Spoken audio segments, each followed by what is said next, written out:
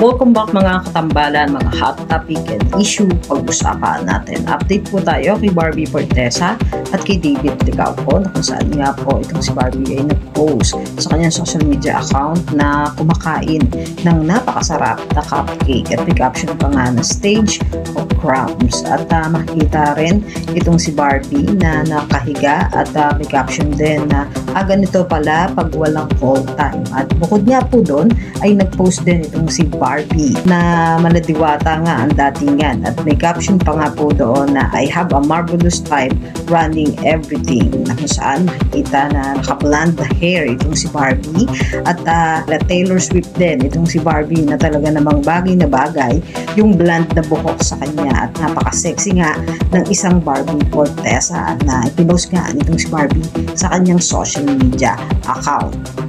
Talang si David Licauco naman po ay nag-post din sa kanyang social media account at kung nga po ay para naman doon sa 1365 nakalagay dito 8 Fridays na lang Pasko na at kasama nga po niya dito si Dennis Trillo.